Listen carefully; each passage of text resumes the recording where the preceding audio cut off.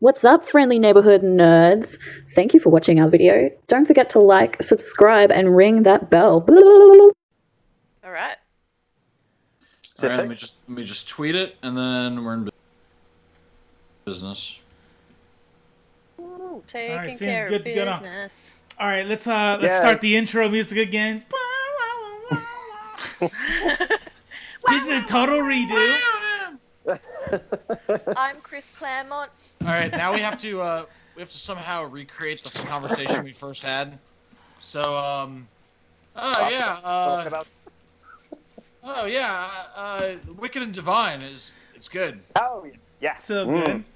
And now I can pay attention because I'm not messing with sitting here with my my streaming face, but in my head I'm like, why the fuck is the sound not working? This is fucking really pissing me off. What?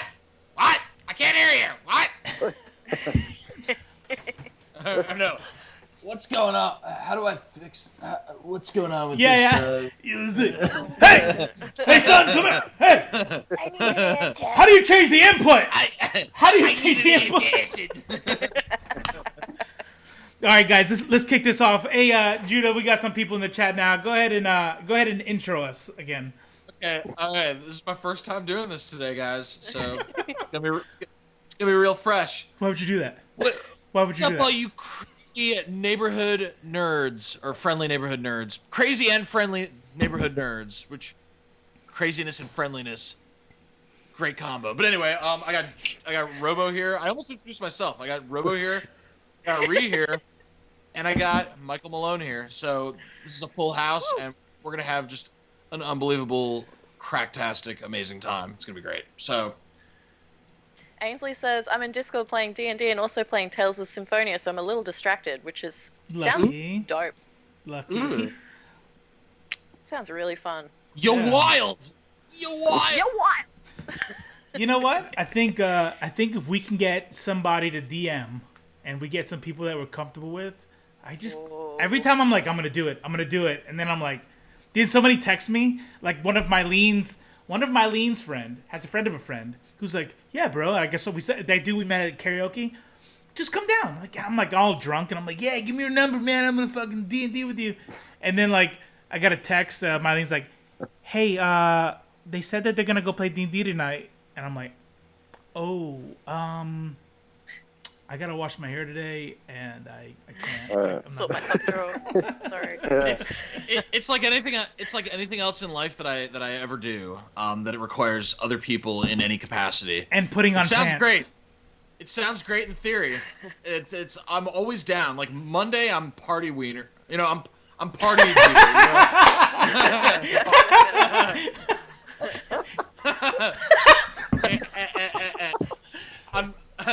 On Monday, that's his real name, people. You know? That's his real name. I'm like, oh, fuck yeah, we're gonna go out. We're gonna have the greatest time tonight. Oh, it's gonna be so good. And then 7 o'clock rolls around, and I'm looking at my phone like, please cancel. Yeah. Please fucking cancel. Yeah. Introverts unite, just separately and in different rooms. We need to do it online. We'll do a D&D sesh online. What character would you be though? Would you be like a massive elf or a tiny orc or a gnome? What would you be? So I've never done tabletop. I know what Judah's answer is. I can't wait for him to answer. But I know every time I've done this, I've never played tabletop, but I played like Neverwinter Nights, and I've done like World of Warcraft. Like role playing games have been a huge part of my life. Right? I don't know why I forgot the letters RPGs there for about half a second, but But I'm always the same because of Dritsto Erden. When I was a teenager and I read the Legacy of the Drow, I've always been a dark elf kind of ninja dual wielding kind of deal, and it doesn't matter. It doesn't. Ooh, sick. Yeah. That's rad. Yeah. So what is Judah? A party wiener. Oh, Michael, you would definitely be like. That's his new name, Party Wiener. Yeah, Party Wiener. So I don't know how tabletop gaming works really. So this might be completely irrelevant. But well, you've got my game. Thank you, Michael. So my assumption is that a huge part of it is it's not so much about winning with any kind of skill as it is about creating a great story and experiencing a great story. Sure. So looking at it from that perspective, I think what I would want to be is just a regular guy. Like, I'm surrounded by all these amazing characters, these incredibly powerful characters. I just want to be the regular guy that the story's being told through my eyes, kind of like the kid in the Never-Ending Story, you know? And then I think I'd like to, like, maybe become powerful, but only at the very end when it's, like, the final battle. You know what I mean? Ooh, I'd want to be like evil it. bastard. Evil bastard. Evil bastard. I All don't the mind. way. I So don't nothing's mind. changed then. What do they call them? They call them murder hobos. It's like, all right, Murder guys, hobo. welcome to the table. This is a new group. I do that. Would you like to introduce yourself? Oh, a paladin. Cool, paladin. Cool. We got our healer. Nice. And what about you? I'm a Satan worshiper murder guy. And then the DM is like, I gotta figure out a way to put this in the story. Like, you fucking bitch. I don't know what to tell you. I'm an evil dude.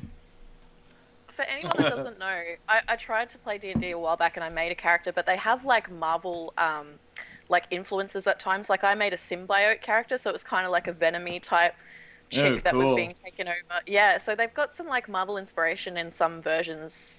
If you want to make like a Marvel version of D&D, you could probably do it. Isn't that called a homebrew? Homebrew? Yeah. Is that what people call I think that's what it's called. Yeah, nice work. Look at you nerding out. You should tell everyone what you were reading again, because that was you had some really nice covers that you held up. Again? All right, yeah, sure. You already did that joke. It only works once. Again? Oh wait, fuck. Wait, no, 3 times. Now you're back on it. It's once or 3. That's it. Every odd telling of a joke is funny. The 4th one is gonna be like, come on, bro. But the 5th is like, haha, I see what you did there. What you did there, I'm seeing it. So, what am I reading? Hey, did somebody switch with Michael? Who's that? Is that a relative, a cousin? What? He's not. Oh, it's your glasses. Oh, I didn't recognize you. You're a totally different person when you're not wearing glasses. So I'm sorry. I'm sorry to interrupt you guys. Oh, is that a cousin? Oh, Michael. Where'd you guys go? Michael's back. Hey. Okay, the bit's over. Let's go. Okay. Sorry about that bell end before. I don't know who he was. The joke is Superman. The joke is Superman. Okay. It's what we're talking about, sorry.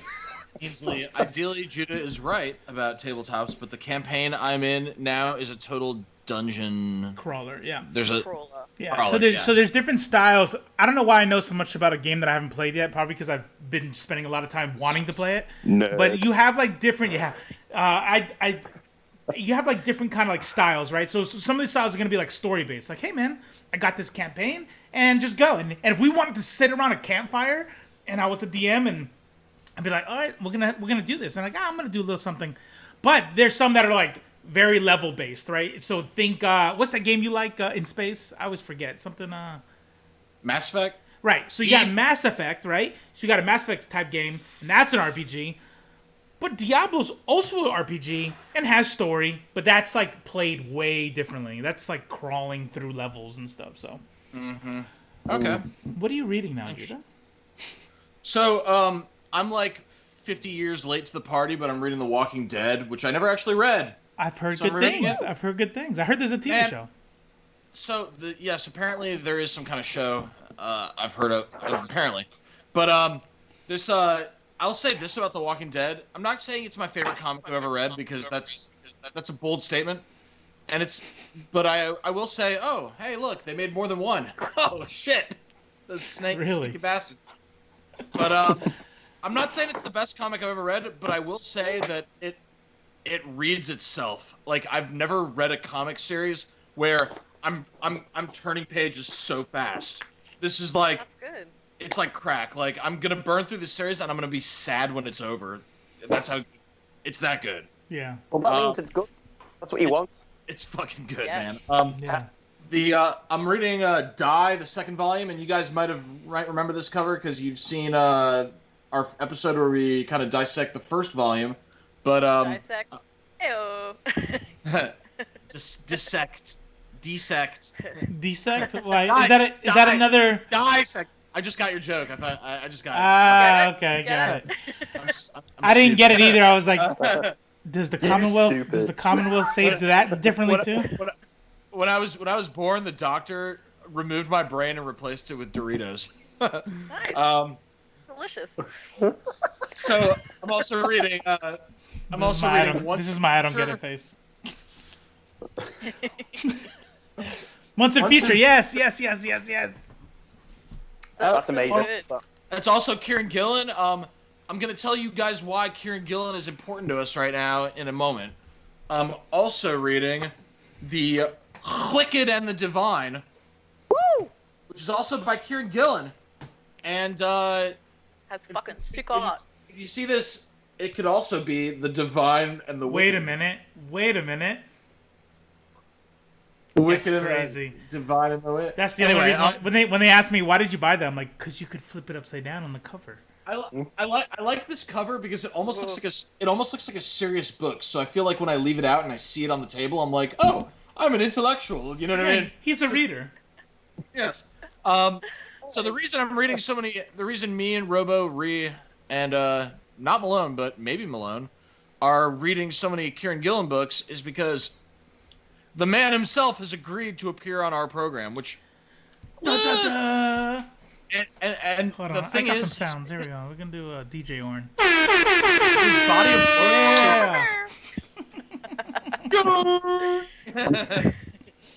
His body of work is so vast. Like, I had thought that I'd read a shitload of Kieran Gillen. Like, I've read Vader. I've read his Uncanny X-Men. I read his Journey into Mystery. I read that awesome, like, sword short that he wrote, that mini.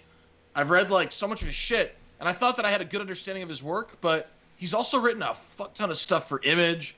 He's written stuff for Boom. He is all over the place. He's the man, and everything I've read from him is fucking incredible. So it's very exciting.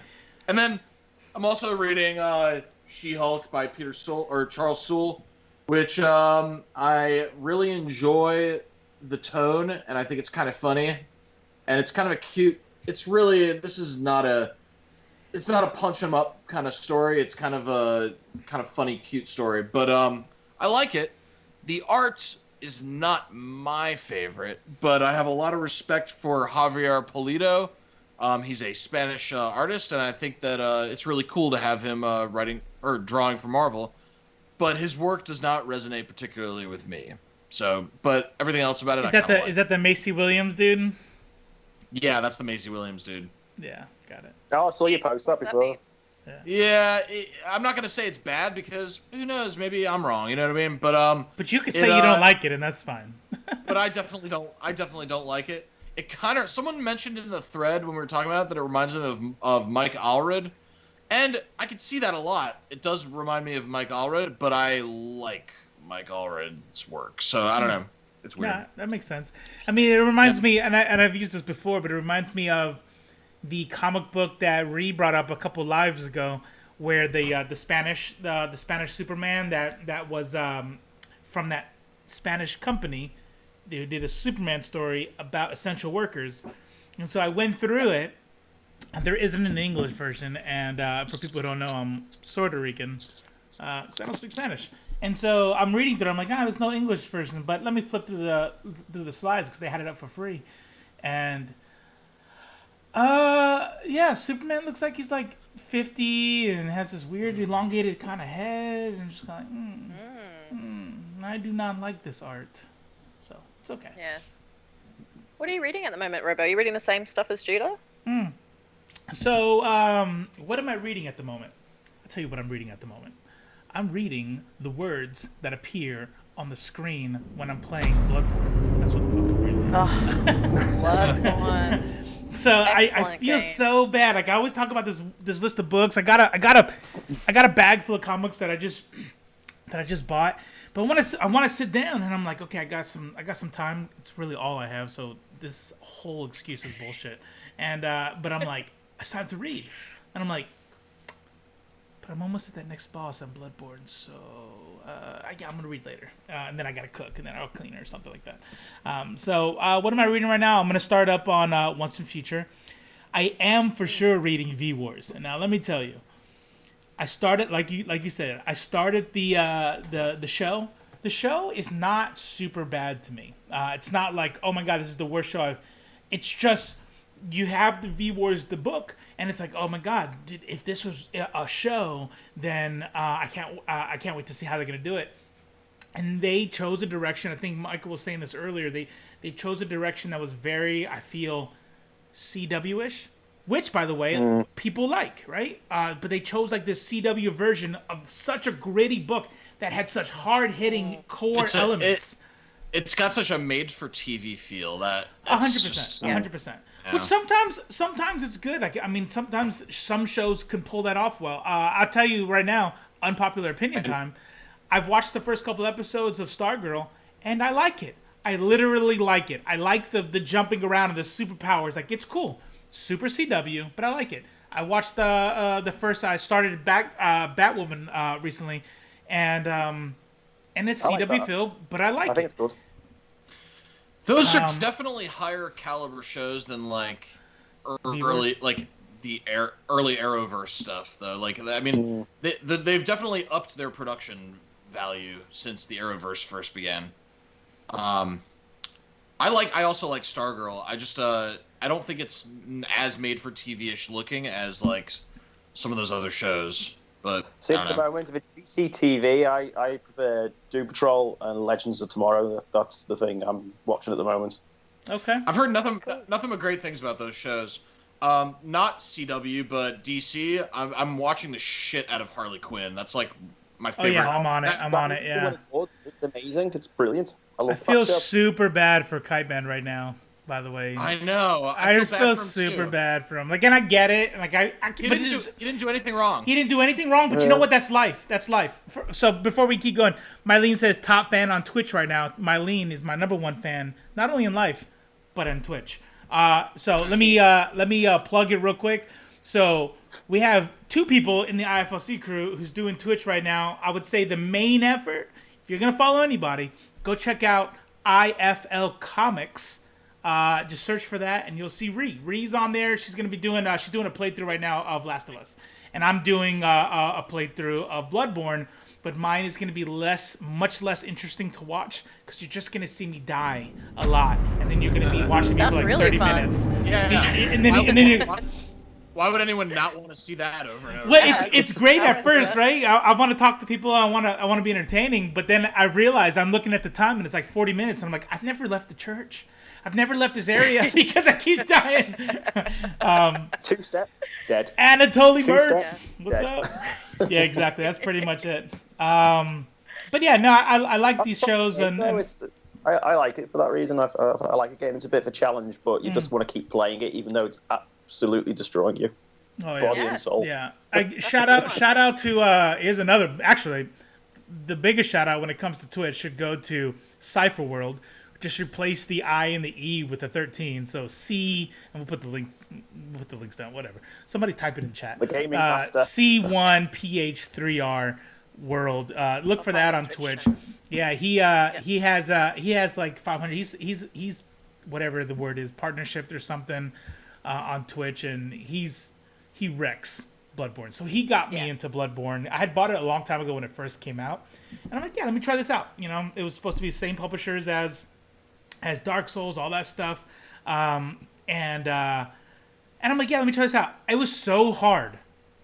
After a week of trying, I literally deleted it from my system when it first came out. Here we are, years later, and Chris is like, Cypher. He comes on, he's like, dude, just give it a go. I'll be on FaceTime with you, and I'll show you what to do. I'm like, all right, fine, I'll give it a go. I reinstalled it. I go through the deal, and I get through the first boss, and now I'm hooked. Because now I'm realizing some of the mistakes I was making and stuff like that. It's still hard, by the way. You're still gonna, if you guys watch me play, it's still hard. But I'm in it. I'm in it to win it. You feel better equipped now? Yeah. So nice. It's so hard. What are these buttons? Yeah. Why Where's am I X? going there? What do you mean X? What weapon did you pick, Robo? I'm skill daddy. So if you go to Cypher's Discord, my nickname on there is Robo Strange the Skill Daddy, because there's different nice. there's different like elements on there, so you can do strength and skill. I'm full skill, so which means I'm using like Skill this the daddy. pimp Kane, to be fast and quick and all that stuff. Versus some dudes do like Cool. giant axes and stuff, but. Yeah, can't I decide like if the Kane. that's a name or a really The bad whip name. What's that? I like it. I said I can't decide if Skill Daddy is a really good name or a really bad name. It's not it's both? it's my official name, the Plume. So it's gonna go from Rebel Strange to Skill Daddy eventually. So then you just guys. Here's the thing: is that by the time you guys start calling me Skill Daddy just as normal, because it starts funny and then it feels awkward, then we're being ironic, and then one day you guys are just gonna be calling me that, and then other new people are gonna be like, "What did you just call him?" Yeah, Skill Daddy. Skill Daddy, can you come over here real quick? Yeah. Oh. Skill? I gotta tell you the story of why we call him that. We got Nados. Yes, Daddy. Do we want to get into the news? So, I want to hear what Michael's reading because he Oh, yeah. had a good cover before. You're reading. What are you reading, Michael? Where did I put it? Hold on. It's my comfort comic. I don't know if that's flipped. Dark You see that? Satanic Mills. Oh, Satan loves you. Dark Satanic Nope. Mills. That one, yeah. No, You it's said a really, some good really. things about it. Does Satan Yeah, love you in that one? What? It's my best. I'm That's my also- best one. A large fan of Satan. Yeah. Oh, yeah. There we go. This that would one. have this would have been the perfect show to wear your Satan loves you shirt. So speaking of Satan, here's what I'm reading. Eagle-eyed fans will notice that this is one of 2 Breaking Bad Breaking shirts Bad. that I have. Los Yeah. pollos. Yeah, yeah. Like it. Also, that's my first time ever saying eagle-eyed fans will notice, and I love it, and I'm going to say it a lot now. You're stupid. That's a thing. That's a thing I say a lot now. Eagle-eyed fans. I do. Talking about Dark Satanic Mills and Walking Dead, I love me some really good black and white art. I just love that shit. I didn't So think- good. I used to, so up until maybe like maybe a week ago, I was like, ugh, black and white. I can't do black and white. Like even with the original Ninja Turtles, the Mirage series, I'm reading the color classics where they recolored it because I'm like, that's so much better than black. But reading The Walking Dead, I'm like flying. I'm reading it, and at this point, as I read it, I can't imagine it any other way. Like I don't want to see a colored version of this comic. I don't know what it is. It just works, hey. Some universes it just works. It's dark and gritty. And until awesome. you see it, and then it's like, oh yeah, this Yeah. is better. No, just kidding. I Like actually Sin would've Sin preferred, City, like, right? if the TV show was in black and white, I would have loved it. Yeah, like Sin City. And that was like a storyboard. Like you could take snippets of the comic That's and put it good beside the art. movie, and it's spot on. That looks so good, Michael. Yeah. One thing that's weird about The Walking Dead, and I'm sorry, I don't mean to belabor this, but this has to be said. So I'm not a huge fan of the show, but I love the comic series. But, and here's the weird thing, the show is not very far off from the comics. It's a pretty faithful close. adaptation. Like event to event, even moment to moment. I'll tell you this, Negan's dialogue is ripped directly from the Yeah. comic. Yeah. The comic is basically a script when it comes to Negan. Yeah, I love So it. Negan was like so- my favorite character on the TV show. yes. Yeah. So what I'm wondering and what I haven't really figured out yet is why don't I like the show? Why did I think the show was stupid? Why do I love the comics so much when they're so similar? And I think it just has to do with the details. Like there's something about the show that made it hard for me to suspend my disbelief. In the shootouts where everybody misses, or like all the bad guys miss, all the good guys have like deadly accuracy, or the fact that they're like driving the newest Hyundai at like years after the world ended. Yeah, like I don't know what it is, but there's just like something that makes the show so hard for me to believe that makes the comic so seamless for me. I don't know what it is. What do you guys think? Maybe it's because See- Rick is British in real life, and you can just feel it. And maybe Is you he? hate Yeah. British people. Like deep down, it's a Yeah. subconscious thing. So I couldn't judge you. Maybe I mean, it comes from your upbringing, your culture. I don't know. I mean, you know, how I feel about British people, you know, I'm sure many of them, I'm sure they'll eventually meet some that are really great people. Stop. Out. So here's the deal. Between the show, I see where you're coming from, right? I see where you're coming from, but like where that line is for me, for you, talking to you, like was way long before me. Like I think the show's awesome, and it's critically acclaimed. It's freaking awesome. But you know what it did? It did yeah. But my point is that you talked about like after season 2, right? Last time we talked. No. So I was pretty heavy into the show. It's around. So I was super into the show. Negan happened, and I was like most I've ever been into the show. Okay. And then after Negan was introduced, it's like they completely lost their way. Like so, totally backtracking. Me and Judah lost interest at the same exact time. So this. Okay. What happened though? Like I don't know. Why do you like something happened with the screenwriters. It's the same thing that happened with Game of Thrones, where somewhere along the way they departed from the books. They start something happens to where it's like you're not. The answer is I don't know. Like, something happens. You know what it is? So I didn't just stop watching. First, I spent a few episodes rolling my eyes. I was rolling my eyes a lot, and when I start rolling my eyes, it's like after a few episodes of rolling my eyes, eventually I don't get excited for the episode, you know? And then I just don't watch it. And then too much time passes, and it's like I stopped, you know? But what it was for me is how many one-on-one, outside in the dark conversations between two characters complaining about how dark the world has become do we need to have, you know? Who are the real monsters here? Yeah. That's Only so many of those where at a certain point I'm like, oh, really?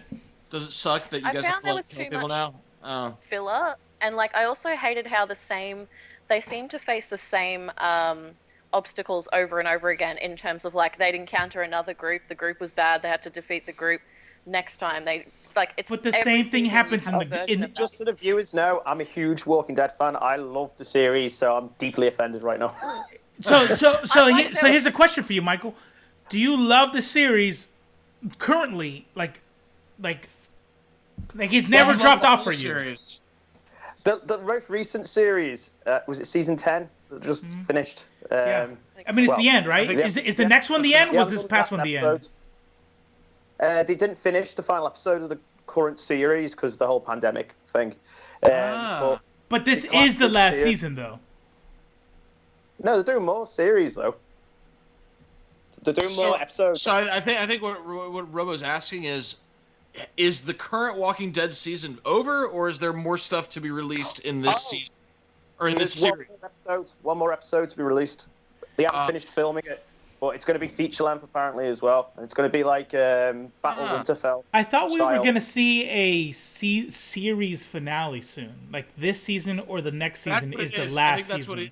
I think that's what he's talking about. This last episode is the series finale. Finale. Sorry, okay. I got mixed up. Sorry. Yeah. No, they haven't finished shooting it yet because of the pandemic. So we're waiting on the finale for this series. You know what? I'm gonna pick it back up. And whenever I hear about a series finale, even though like if I drop off, I'm like, all right, it's gonna be over. Let me start it back up and get it done.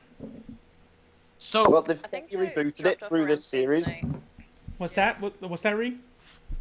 I dropped off around season 8, but I do agree with Michael in that there's some really cool scenes, like the scene where they, spoiler if anyone hasn't seen it, like, you know that bit where they go out as a team and they just like decimate, I can't remember what season it is, like all the zombies together, and they start when Rick's out, and there's like bits like that, like Carol doing her badass shit, I love, Daryl doing his badass shit, I love, like there's highlights throughout. Daryl.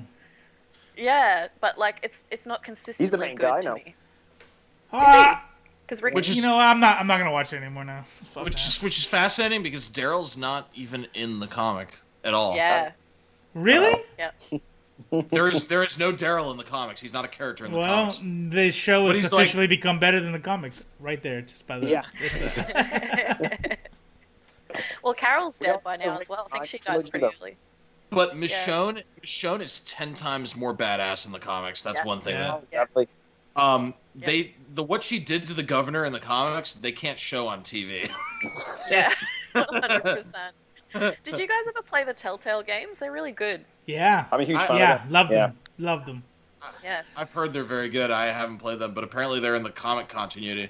Yep. Yeah, they are. Yep. That's right. Is it Jay Weiner? Yes, we're talking about the. I think it's a V. I think that W is a V. So the Viner. Jay Viner, yes. The Walking. We're talking about The Walking Dead because I'm reading the comic book series, and it's, in my opinion, so much better than the show. But we're talking about, what do you think was wrong with the show? Because there was something wrong with it. We're just having trouble placing exactly what it was. So there's a 20-second delay. Right. He'll answer that, and we can stop and get to the chat. But do we want to start with the news? Yes. Read us some headlines, Robo. Who has them up? Because I don't have them in front of me. I watched religiously for years, but eventually it became so repetitive and lazy. Arrgh. No. I couldn't stand yet another stupid speech. Al Jaffee retires as Mad Magazine's cartoonist at 99 years old. 99. Ooh. 99. Let me tell you something. If I can't even edit that out. 99, that's too old. I'm not trying to get to 99. That's what I was gonna say. So no. I don't mind living if I'm healthy, but 60. If I'm retiring from something at 99, I hope to everything it's because I loved it more than anything that I've ever done in my life. If I did it because I'm in debt still at 99, like I gotta keep working. Maybe the next job I'll love. I can't believe people still get to that age with all the vices that we have available. Like, how do you not medical technology? We're only going to get older. Watch the line. We're only getting older. People live longer now than ever before in history. That's why whenever people talk to me about paleo diets or like all this, like, let's go back to the paleo diet. I'm like, oh yeah, back when you lived until you were fucking 30. That's right. And here's the deal: it's not even the paleo diet. Like, you know what the real paleo? I shared this meme the other day, and like, do you really want to do a paleo diet? Because it's full of cockroaches, giant cockroaches, and worms, and fucking leaves off of a fucking tree. Anything you can find. Yeah. Not your fucking kale and fucking teriyaki beef. Stupid shit. Just if you listen to people like what Reese said, and I don't mean to throw you under the bus, Reese, but like, there's this perception that we're so unhealthy now, that we've never been this unhealthy. The numbers don't reflect that. We're living longer than ever before. You know what I mean? No, you're totally right. You're totally right.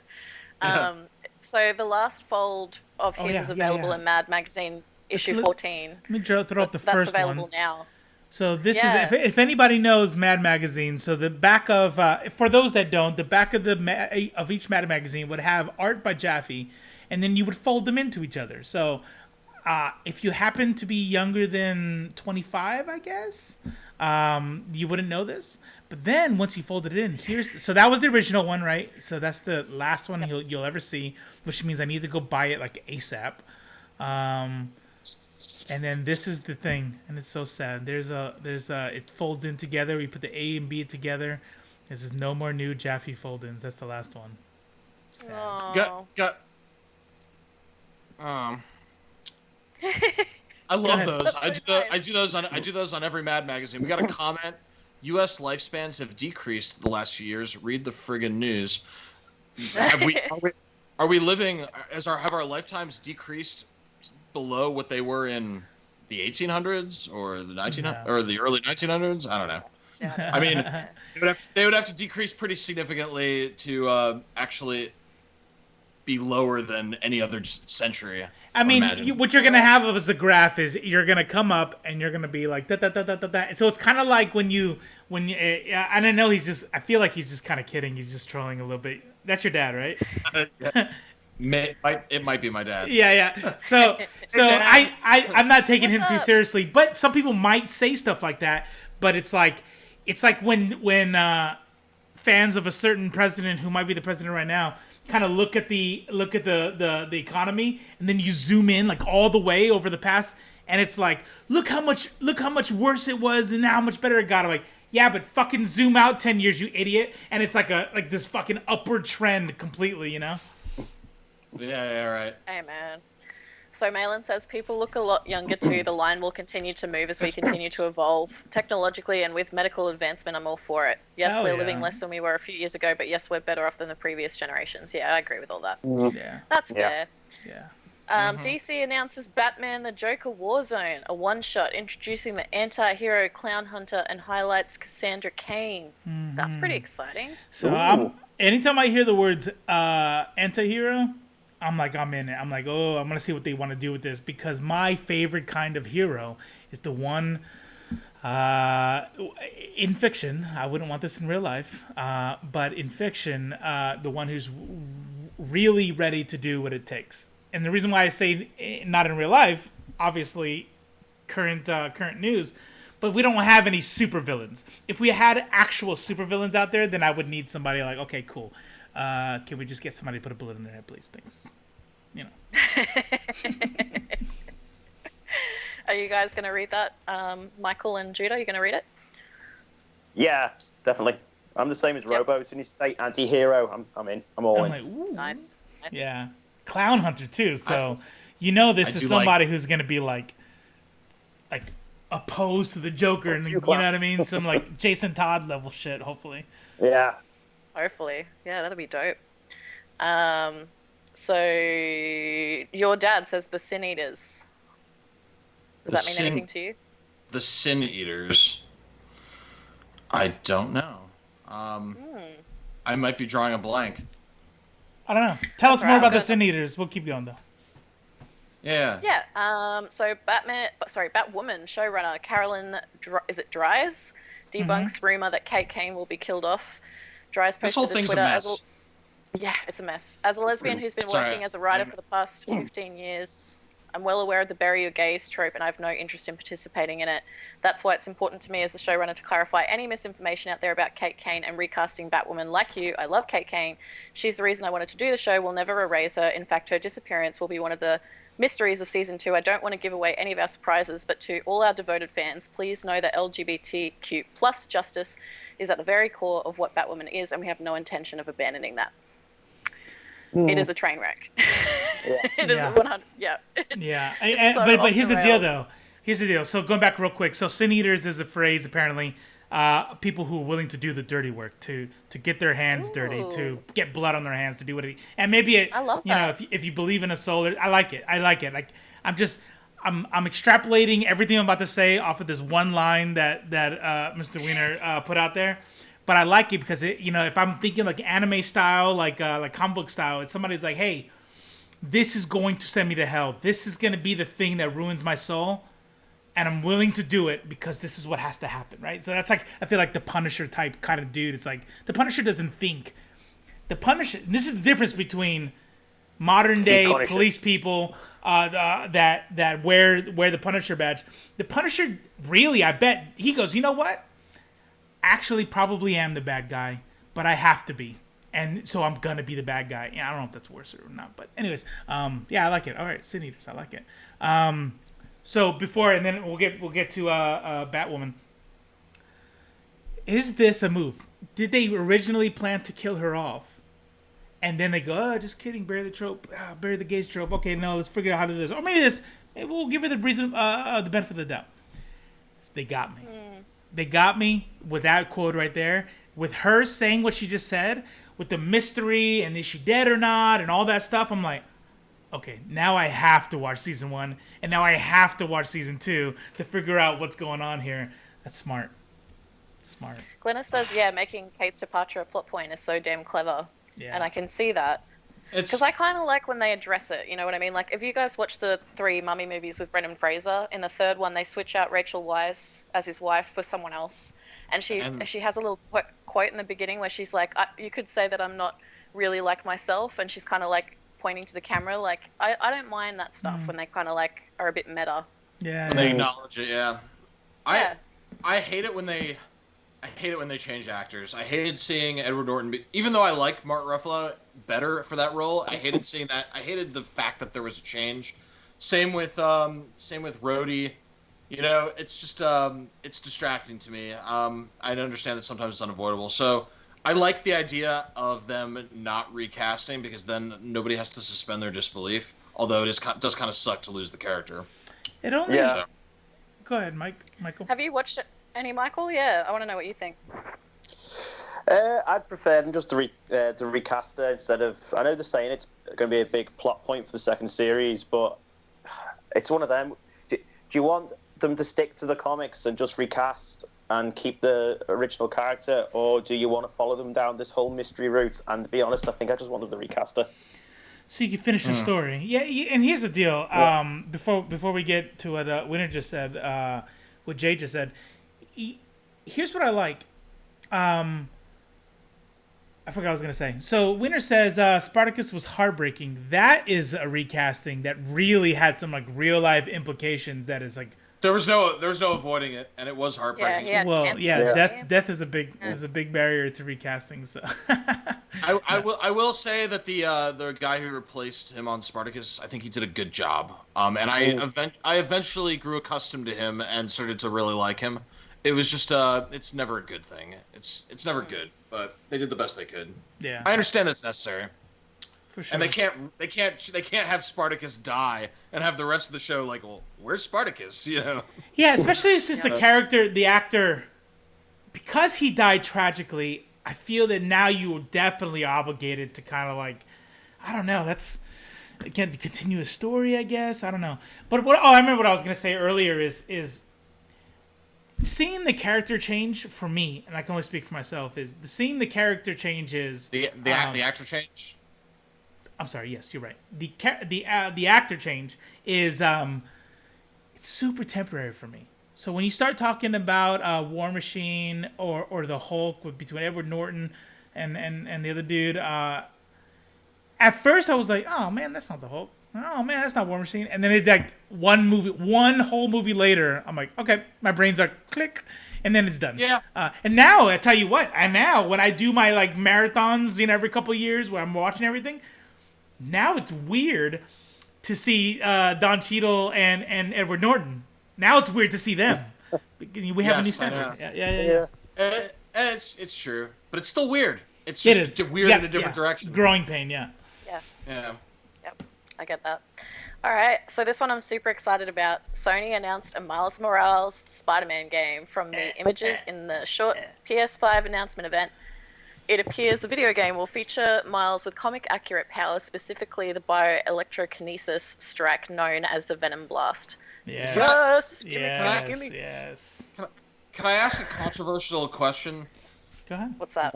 Why does Hollywood and the comic industry insist on giving black people electricity powers? It's become a trope. Why like why is that a thing? I noticed that. I don't know. Delia, Miss Delia is in the chat. Just want to say hi to Miss Delia. What's up?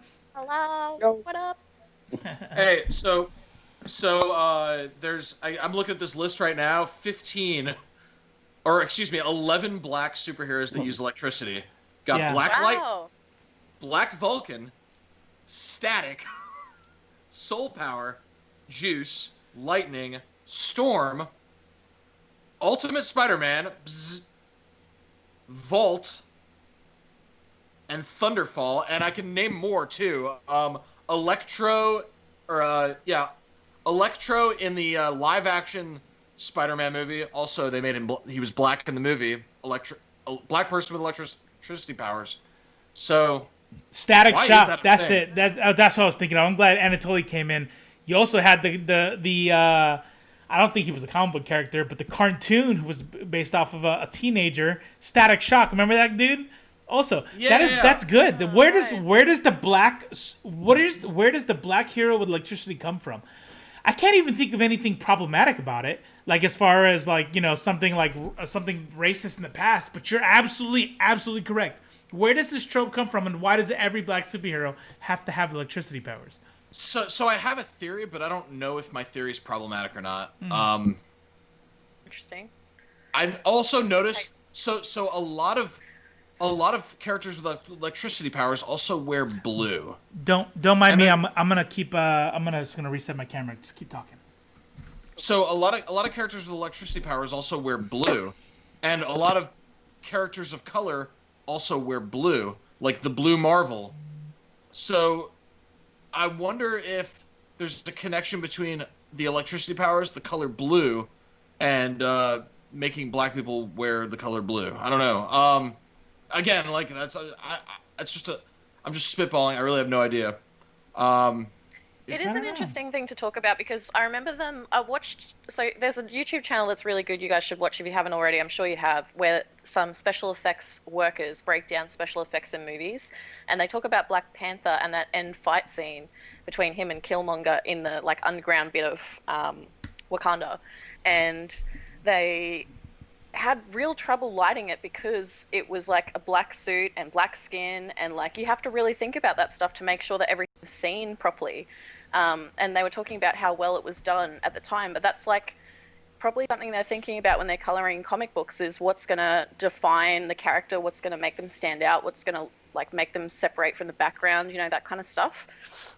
So maybe it is a question worth asking. Yeah, I'm not sure because I know you definitely have to light black skin differently under a camera. I know they talk about that a lot because people have a lot of issues with bad lighting for black people in TV shows and bad makeup too because they're so used to doing white faces that they are just piss poor at doing black people's makeup and lighting. So we're actually getting to a point now where they're starting to learn how to do it properly. We're getting some more definition. But yeah, it's interesting you bring up that coloring because I think that is something that they consider. Yeah, who knows?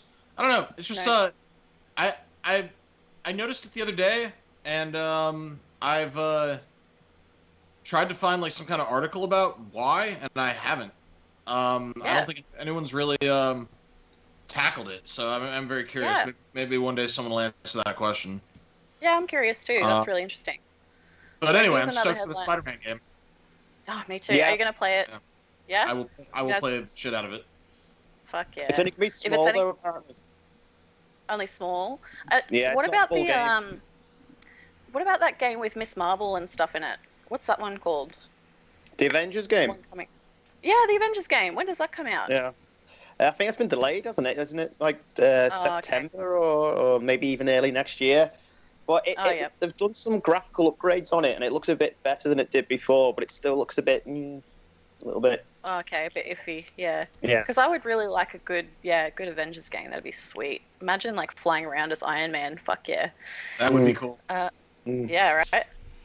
So DC is set to kill off a main character of the Suicide Squad. The cover of the Suicide Squad issue 9 shows a blood-splattered Harley Quinn holding the broken mask of Deadshot.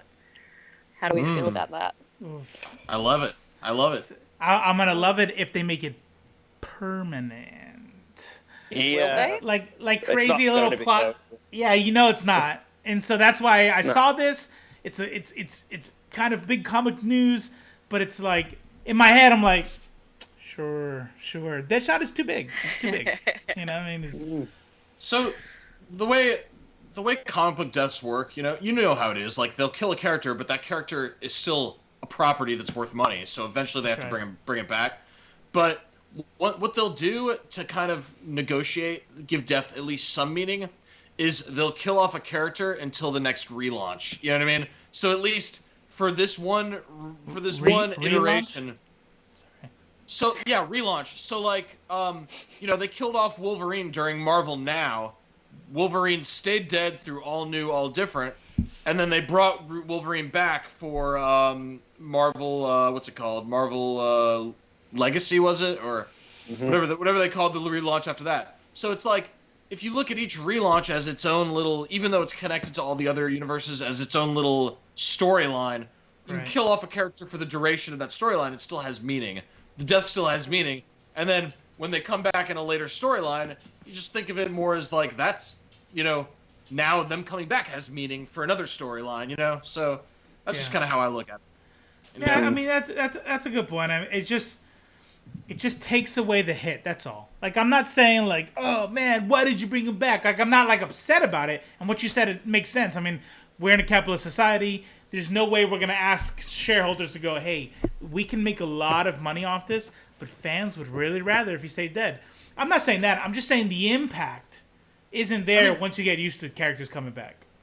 When Grant Morrison, if they're going to bring them back, just leave them dead for a few years rather than a couple of years later. Hello, we're back again. When Grant Morrison, when Grant Morrison killed Jean Grey, she was dead for like 13 years. You know what I mean? So even when they die, a lot of times you could be losing them for a very long time, and they killed off Professor Xavier, and he was gone for like 7 years, 8 years, something like that. Like, you're saying goodbye to a character you like for a long time if they die. So that's maybe. if they do that. That's if they do that. So Superman died, and it was hardly a year, but about 9 months later he comes back. You know, like, so you're right. So we just got different ones. That's all. So do you die and you come back after a 6-issue arc, or do you die and you come back in 7 years? So agreed. If you don't come back ever, because here's how it happened. So I'm not emotionally invested in Deadshot, but let's pretend I was. I'd be like, yeah, right, it's gonna come back, you know. And then year 1, year 2, it's like, oh shit, like this dude's dead for real. And then okay, if he comes back in 7 years, then cool, whatever. And then it was good. It was Hey, have they brought back Uncle Ben? See, yeah, he's you just wait. He's gonna come back. See you later, Mr. Winter. The resurrection of Uncle Ben. It's gonna happen. You know it's gonna happen. By the way, Mylene says that Ree, you're right. I'm pretty sure she's talking about the way the lighting and the art works. And so one thing, not to go back, we don't have to belabor it. We'll keep moving forward. But one thing that I have kind of like been reading about, and for me personally, this was something that me and Judah's been talking about the last year, has been about the character Storm. And so there's a lot of Twitter artists that I've been following that have kind of like been pushing this education on, hey guys, drawing black people it takes a certain skill. Photographing black people takes a certain skill. So all the things that you've ever learned if I went through photography class right now, and this is what we start talking about, and I don't want to go down this super deep rabbit hole, but this is when we start talking about systemic racism, right? When we start talking about systemic racism, a lot of people are like, what? No, I'm not racist. The laws are... Like, we're not talking about, like, you wanting to be a part of the KKK. We're talking about elements of life that do not include people of color. So when I go and I take an entire class on how to photograph people, and we talk about the lenses and the exposure and the lighting and everything, it's going to be centered and exclusively how to photograph light-skinned people. And then when we try to use all those things that we learned in class on very dark-skinned people, then it doesn't work, and we go, I don't know, fucking turn the fucking brightness up. Or when we learn how to, draw, I'm like, man, this doesn't work. Fuck it, make Storm white. Or make her like light skin, brown skin, you know? And so the point is, the push right now that I love seeing in Twitter is, hey, I got it. It takes a different kind of skill. Go fucking learn it. Absolutely it does. Take the effort to go learn it. Yeah, so anyways. Just do it. Yeah. Totally agree with that. Like, you can see it. The thing is, like, you don't pick up on that stuff as a privileged white person because it doesn't affect you. That's right. And then someone says something like that to you and you're like, oh yeah, like, you just got to keep listening and keep your ears open to people that have it different than you and try and understand their perspective. There was one that Polly posted recently, and I was like, holy fuck, what was she thinking? Not Polly, I'm not blaming Polly. No, the artist. And the artist is mostly pretty good, I would say. Minus the artist is really good. Yeah, I saw some. Oh, you're talking about the neck stuff. I remember, yeah. The neck thing really threw me off. But the Storm was not just a white Storm, but whiter than the average white person. Like, oh no. White. It doesn't beat that one cover you showed me. Remember when we first started talking about this, and you showed me like it was like a very young, like it didn't even look like a light skinned Latina. It was a light skin. It was like a white girl with dark bronzer on. Like that was a. Oh no. It wasn't the worst Storm I saw. That one you showed me was absolutely the worst Storm I saw. But it's a shame. It's a shame because there are images of a really black as fuck Storm, and she looks awesome. Yeah. And there are cosplayer, like I've seen cosplay. There's this one cosplayer, man, that I forget who posted it, and she is a like very black Storm. She was walking through cosplaying, and that's like the best image of Storm I've ever seen. I've never seen a more powerful looking Storm. I'll tell you, I know exactly. I know this, like ancient African goddess, right? 100%. Where's she from in the comics? Kenya, right? She was a Kenya. Yeah. So I mean, let me tell you, Like, you have colonization, and you do have lighter skinned Africans in Africa, but by and large, they're not light skinned. So when you have somebody who's from Kenya and was raised as a Kenyan goddess because of her powers, like, you know what I mean, like, she's not going to be light skinned. I know exactly the cosplayer you're talking about.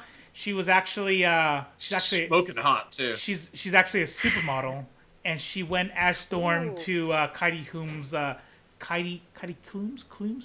I don't know. Heidi Klum. Yep. Heidi. No, I like mine better. Heidi Humes.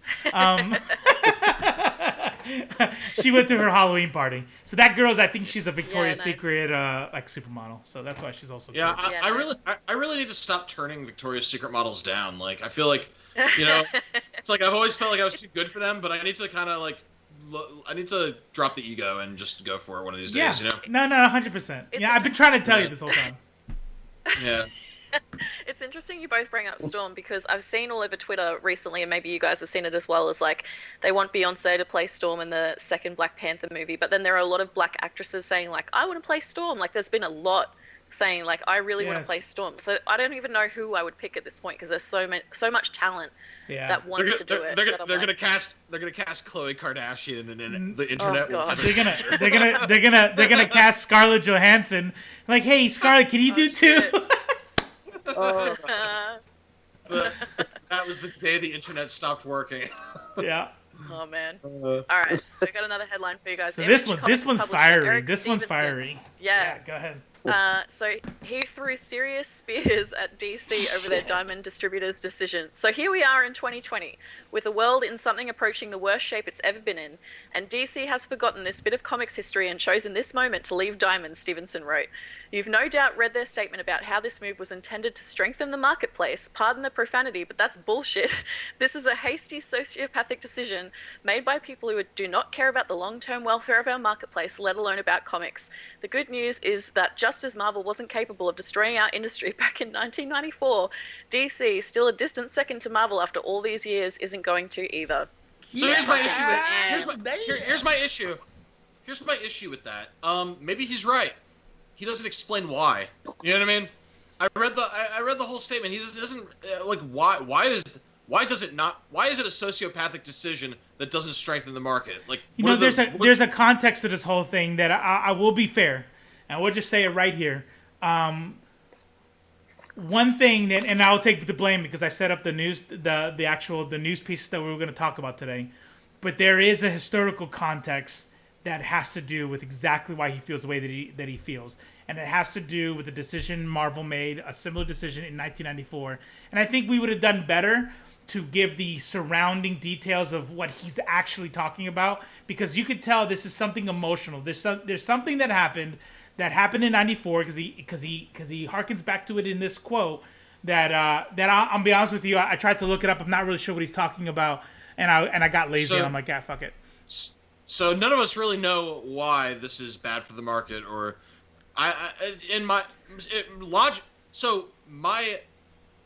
granted, my knowledge is very limited, but this is just how it hits me: is huge conglomerate like Diamond that controls all comics. DC decides not to work with them. The assumption is that they're going to work with someone else. More competition in the marketplace maybe drives down the prices, and it's maybe better for the industry. That's where my mind goes, and I feel like that's the narrative that DC is trying to sell. And he's saying that that's bullshit, and maybe he's right, but I can't really accept that until I know why, which I don't yet. So yeah, if anyone else knows, I think you should be as ready to accept it as you are to reject it, right? Those should be on equal grounds, and so for me, and this is a fallacy of this is the what is it called? The appeal to authority fallacy. I'm looking at somebody who is a CCO of a major publisher, who is critical of the way that, since its inception, has been critical of the way that the big two, Marvel and DC, does business. And when I read that, I'm like, he's willing to go publicly as the CCO. Remember, we're not even like a no kidding like major brand, right? And we're like careful on like, hey, this is gonna look bad or whatever. And I think everybody does that. This guy's the CCO like one of the top dudes in Image, to go say something as emotional as this, again, I'm not saying I accept it, but I don't think you should reject it either. I think we should go, what's going on here? Because I was with you 2 days ago. 2 days ago, I'm like, yeah, that's a good point, Judah. You know, capitalism in competition is always good. But for him to be this emotional about it, I think there's a lot we don't. There's something else we don't know. Like I said, he might be right, and I'm fully open to that. He might be right. It's just right now, I'm leaning towards things that make sense to me over things that doesn't make sense to me. So right now we don't know. We'll all do some research. Maybe the next live we can go into a little bit more depth on why it's not good. Yeah. I think it's mainly because like they've been doing it for 25 years with DC, but they are still a major publisher. And from what I'm reading, they basically said DC sent out a retailer communication indicating that they're ending their long-standing relationship with Diamond, but they made them do like 3 different proposals before they made that decision. So they kind of put them through a whole bunch of hoops before they said, no, we're not going to work with you any longer. And that's just terminating a 25-year relationship on the spot. So I can kind of see why Stephenson said what he said. But at the same time, like Robo said, it's business. Like if they want to do something that's cheaper or more cost effective, then that's their right as a business to make that decision. So I don't know. Here's more about what we were talking about with regard to not having insider information. And Glynis goes, my LCS owner tried to explain why it's bad, and so they don't like it. One of the new suppliers is threatening to not sell to stores who didn't order certain numbers of specific books and things like that. So there's some second and third order effects that are happening here that are that appear to be speculation, that appear to be not good for the consumer or not good for the LCS. And so I don't know. We'll see. I think that's good. We'll spend the week. We'll see if we can do a little bit of digging, and next week let's talk more about it. See if we've changed our minds. Yeah. Cool. Sounds good. So Dan, how do you say his name? Didio. Didio. Thank you. He debunks the popular 5G rumor, although the details of him leaving DC is still shrouded in mystery. He was recently on a YouTube show saying it would be similar to Marvel Now. I'll tell you right now, it wasn't that.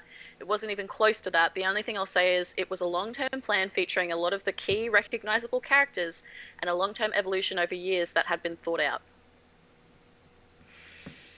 Yeah, I don't know, man. So he went on a YouTube channel that's probably substandard to ours. So we should probably try to get him on to ask some questions. But he went on this YouTube. I love that, man.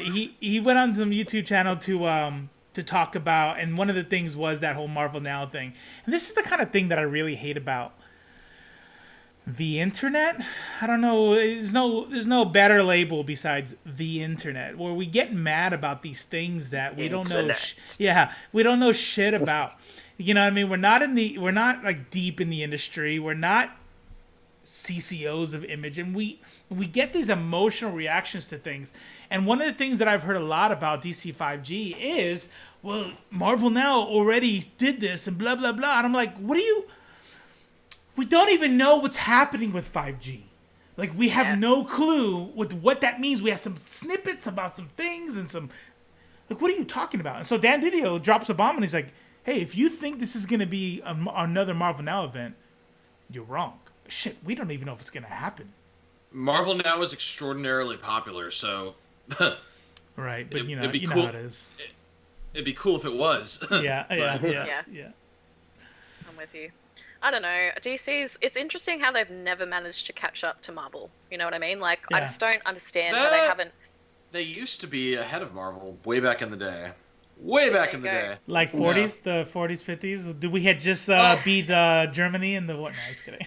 So what a lot of people don't remember is that in the 80s, Marvel had the X-Men and Spider-Man, and that was pretty much the only shit from Marvel people liked. Nobody even knew. The Avengers was like B or C level heroes. Like, nobody really cared about the Avengers. Mm-hmm. DC had Batman, Superman, huge properties. You know what I mean? The entire Justice League, yeah. The entire Justice League. It was just a little bit more competitive, and I think DC it was not unusual for DC to outsell Marvel. It's really you want to blame or thank someone. It's the MCU having fucking killed it and made the Avengers the biggest team ever. You know? Yeah, Right. that makes sense. That makes sense. Because, like, when you look at the top 10 graphic novels of 2019, 2018, 2017, there's always at least 2 Batman titles in there. That's it. That's So what I was gonna say. Yeah. It just, yeah. So, like, I get, he's obviously super popular, and Dark Knight trilogy probably helped them boost sales as well. But it's just interesting that Marvel, completely dominates consistently over the last decade, we'll say. It's interesting. Yeah. Anyway, speaking of DC, new DC Black Label, Constantine, Hellblazer, Rise and Fall by Tom Taylor and Derek Robinson. That's your shit right there. Yeah, fuck yeah. Nope. And Black Label at that. That's what I'm excited about. Black Label, yeah. Yes. So he says, John doesn't just speak truth to power, he tears power a new one any chance he gets. He's also not your standard perfect hero. He makes a lot of mistakes and people in his orbit get hurt. But there's a beautiful heart beating in that bastard. There's something very cathartic about class warfare where the upper class doesn't win every damn battle. Yeah, I'm so here for that. I cannot wait. Yeah. Hell yeah. That sounds Love me awesome. some Man. Constantine. I'll tell you What's what. your favorite Constantine run, Michael? I want to know. The really early stuff, the really trippy psychedelic early stuff, that's the best one. Like the Delano stuff? Yeah, I'd say over the last what I 5 like years, the quality's kind of dipped a bit with Hellblazer. But if you like trippy psychedelic, wavy colors and everything like that, the early Hellblazer is incredible. I need to get on that. So when we were doing Judah. when we were going, I'm sorry. Go ahead. I'm saying, Judah, I think you'd really like it. Yeah. Yeah, it's really good. I'm there for it. I love the I like the cartoon Constantine shit from the DC animated universe or the animated DCAU, whatever the one that includes Flashpoint is. But yeah. Did you watch it? Did you end up watching it? I didn't watch the one that you were talking about with the I'm telling torture you, and shit. too. Watch it. So the DC. This is where. So Constantine, right? We've seen it. We what's the dude that everybody loves? Neo. Raymond. Everybody loves Raymond. Everybody loves Raymond. But also the guy who played Neo, Keanu Reeves. Everybody hates Chris. Everybody loves Keanu Reeves. And so we'll get there. So whether it's Keanu Reeves or the comic books, I've been aware of Constantine for a while now. Didn't they try a TV show? Right? Yes. Yeah. There's a movie with. Yeah. Yeah. So like the show got cancelled and did not finish, and I'm still pissed off about it. I heard it was pretty good. Set before Arrow as well, so he started the Arrowverse, not Arrow. Really? There you go. Yeah. Yeah. So I really here's the enjoyed deal. it. It's interesting because they had a recast too of the main woman. They changed her from episode 1 to episode 2, and it was one of those jarring, like, ooh, okay. But then it was fucking dope, and then they didn't end That's right. it. Yeah, when your brain just kind of gets it. That animated movie with that whole Flashpoint series of the New 52 series of animated comics that DC put out. Just actually because of Judah put out a watch list, and so I'm watching all of them. I've already watched all of them, but part of that watch list that wherever you pulled that from didn't add a particular comic, and I only know that it was there because when I was on Apple TV, and added a movie. I only know because when I went to go look for the next Batman, there was a Batman one, and I went to go on Apple TV to search. It showed up together as a package. Like this 2-episode deal. Sweet. And I think your video turned off, Ree. Yeah, I'm just grabbing some comics. Keep going. And so so I'm like, oh. So then I do some Googling, like, oh, I see. This cartoon is going to introduce Constantine, and then when you see him in the dark Justice League, whatever the fuck they're called, next, then he won't be a new character to you. That fucking movie is so dope. And now I love Constantine. Is it the City of Demons you're talking about? I think so. Yeah. He's. Ooh, that's nice. It's got some really dope, trippy art. Bring the panels a little closer. I just want to see like the shading and the. Wow, I like that. It reminds me a lot. Can you bring it even of, closer? I want to see the lettering. Who does the lettering? No. Probably Clayton Cowles. Yeah, VC. Probably VC's somebody. VC Clayton Cowles. Yeah. I want to know where VC is. love I feel it. like VC is a company we need to know about because they provide everyone's the letters. VC's whoever. Yeah. Clayton Cowles and everybody else. Hellblazer. Yeah. That's Wow. dope. That's cool. I These definitely first want four, I would recommend. They're so good. The Delano run is really, really good. to get into that. I'll get into that. That's cool. And does it interact with the Sandman universe, with the Endless and stuff like that? I think it does eventually. Is that right, Michael? It does eventually. Yeah. It also crosses over with Alan Moore's Swamp Thing as well. Ooh. Makes sense. Well, Makes sense. color me intrigued. Hey. So that's It all is. the news we have today. But there is something that here's a quick segue for you guys. When we talk about color me intrigued and new things to read, Judah, you have a new love that Michael Malone is the ruler of in the Facebook groups.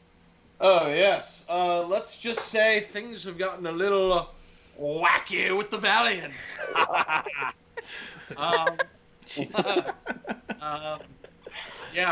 Valiant is the shit. It's the shit. Really? I'm sure I've said that at some point before, and no one listened to me. Yes. No, I listened. I just hadn't really gotten around to it. So, like a couple years ago, I got the first two. I got the Exo Manowar and the first Harbinger trade, and I loved them.